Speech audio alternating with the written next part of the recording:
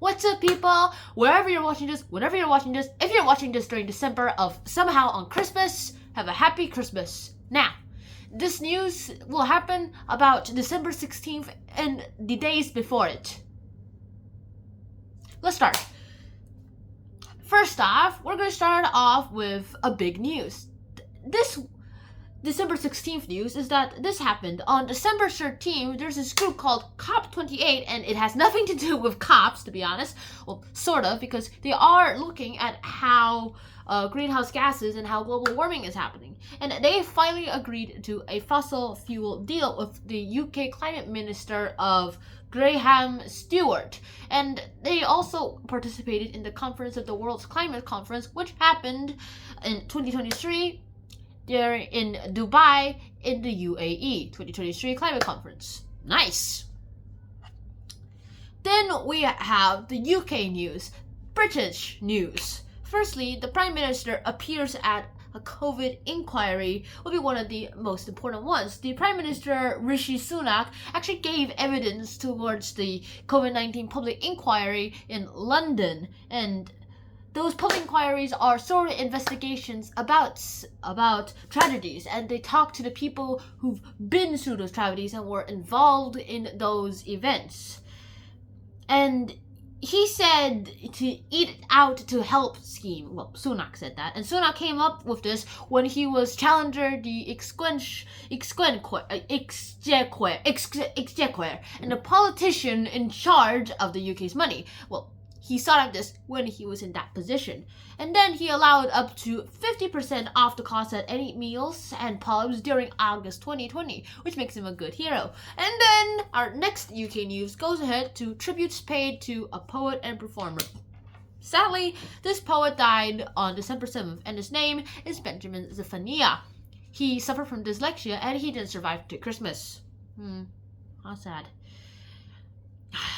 And Zephaniah, also he had dyslexia, he was able to learn, and then he started liking English a lot, and then he started writing poetry for kids, and for those kids, they seemed to be great heroes. He started also writing about politics, but he died at the age of 65.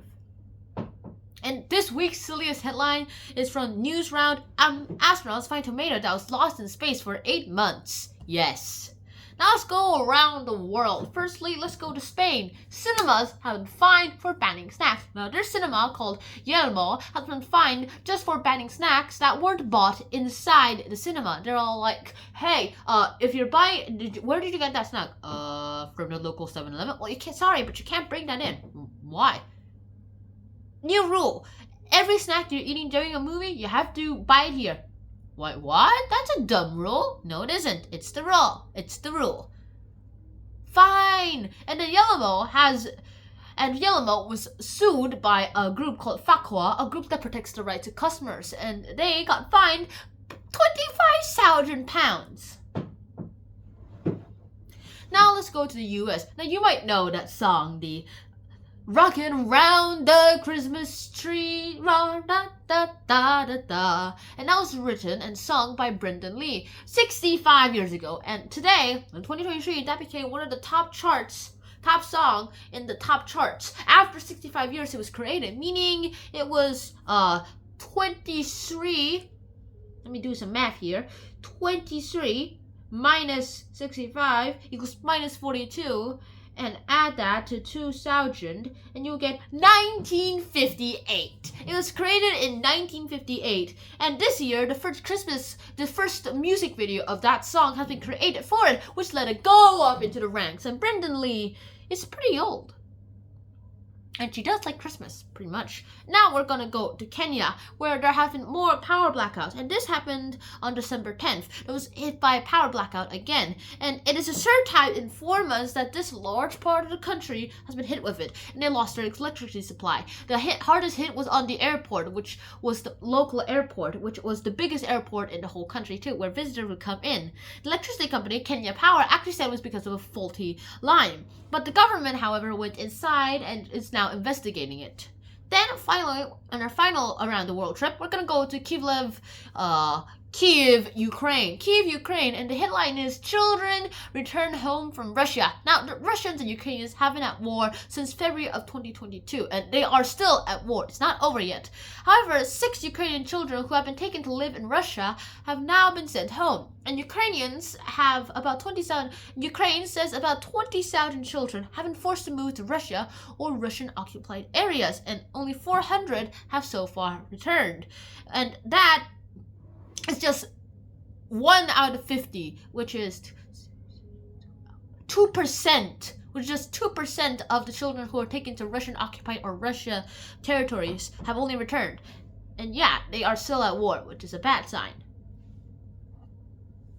Now let's go ahead and I do the big debate. Should adults get Christmas presents? Well, yeah. What you need to know is that in 2022, research showed that the average adult in the UK planned to spend almost £659 on Christmas food, drinks, decorations, and presents. However, not all families can actually afford to spend that much, unfortunately. And many would just give presents to their kids only to save money. And if the kids eventually save enough money, sometimes they buy presents for their parents. I mean, I still haven't bought a present for my parents yet. And neither did they buy a present for me yet, but hey, at least I got a cool potato. The present I got at school for Secret Santa was just, well, potato chips, yeah, chips. And next we're just gonna talk about people. Now, people here is like unraveling the myths about machines. Now, this is basically about AI, and there's this guy named Mike Woolridge, and he starts teaching children about AI. What is AI? Well, there are actually 2 initials for AI. If the first one has been here the longest, artificial intelligence. The second one is something we're all familiar with, Adobe Illustrator. But yeah, we're just gonna talk about artificial intelligence. Now, artificial intelligence has been a concept that's been around for a few decades already. It's the fact that machines will be able to be so good that they'll simulate a human brain and the way humans think. Now, there's a test for this, and the test is called the Turing test. And so far, no artificial intelligence has passed the Turing test yet. In fact, well, schools also are using some students at school have been using AI themselves and plagiarism. And yes, AI is really plagiaristic, and that happens. And then they use it in their essay, and like no one could literally find out. And now anti-AI tools are needed or being created. However, I don't even think you need anti-AI tools to know what if this is written by ChatGPT, because number 1, it lacks feeling. Number 2, it's very bland. Number 3, it's very plagiarized. Unless the student has been a constant plagiarizer. Yeah, I wouldn't be so surprised.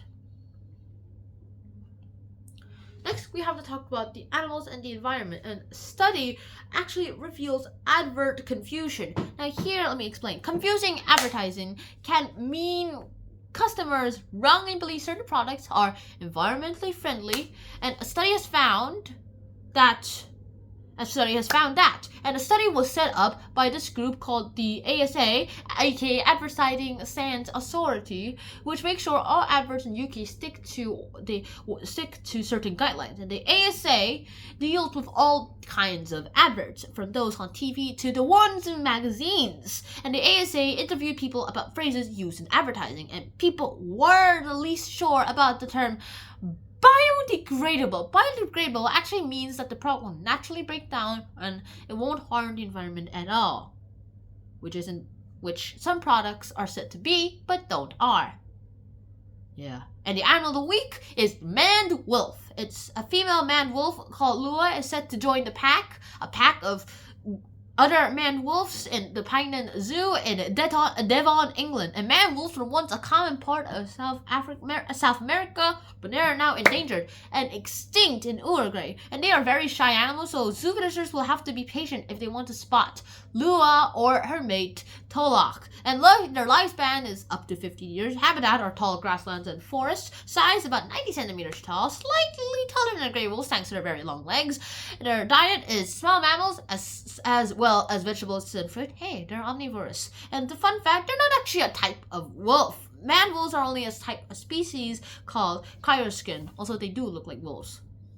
Now we're gonna go to scientific technology, where an electric brain device helps brain injuries. A device used to treat brain injuries worked so well that after the trial happened, some people actually refused to have theirs turned on because I'm pretty sure they have brain injuries. The results of the trials, which started in 2018, have been published this year, and it involved 5 people aged between 22 and 60. All had thinking problems and suffering severe brain injuries between 3 and 18 years earlier. And these injuries had made them do things that were usually easy for normal people, but difficult for them. Now, there's this doctor named Dr. Nicholas Sniff, and he's the one who started this trial too. And a device, another electrical implant, has actually dramatically improved how a French guy can walk again. Now, this French guy has Parkinson's disease, a brain condition that affects movements and worsens over time. Now, this implant, which was put on his lower spine, well, lets him be able to move his legs at least easier than normal.